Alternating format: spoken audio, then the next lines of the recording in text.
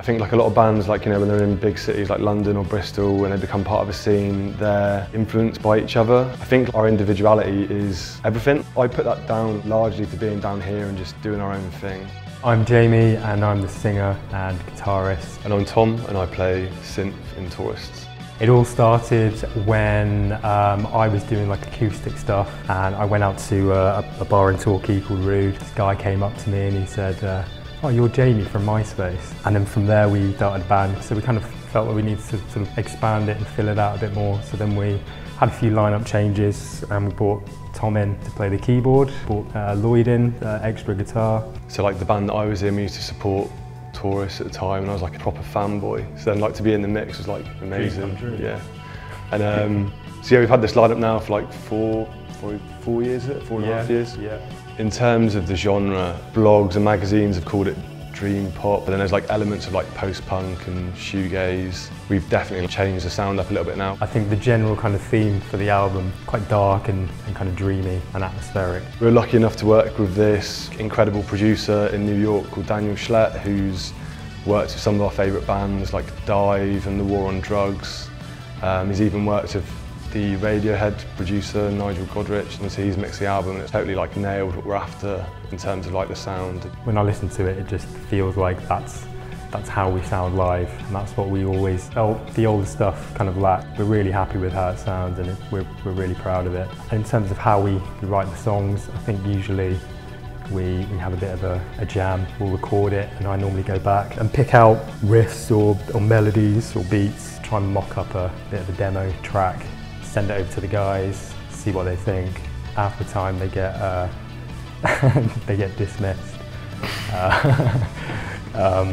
It's like, you know, one of those kind of things.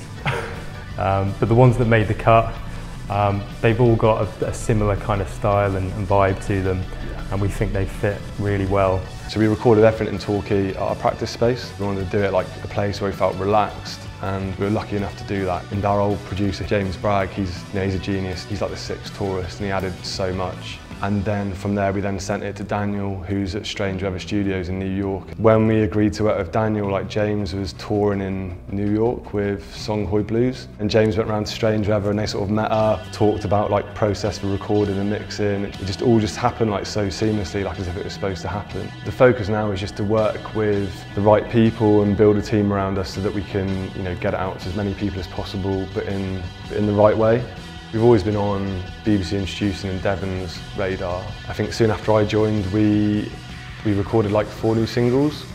And then there's one called Cut and Run, which I just sent to Hue Stephens and his producer. And then we just got this email like out of the blue saying your song's gonna be on Radio 1 on Tuesday night. We did a show for BBC Radio 1 at Exeter Phoenix. Hue Stephens was there and he like watched the whole set, and we sort of spoke to him afterwards. I think the combination of that and then like already being on like BBC Radio 1's radar, yeah, we got offered the Glastonbury set, which is like, you know, dream come true for all of us. Like that's my favourite place in the whole world. We were like waiting on stage to go on, and like I could see like all my mates there, and like knew that like everyone at home was watching because it was like streamed on the iPlayer, I think. They couldn't get any sound out of my synth. I was just stood there just thinking, please just get it to work. I felt like our dreams were just kind of fizzling out, and we must have been only like a minute away from them just pulling it and saying, look, we can't get it to work. Yeah. So he played one note and it was like dong, and I was like, oh, yeah, the best note I've ever heard in my life. Thank God. And it just like, yes, any nerves like disappeared, and then we just, I don't know, like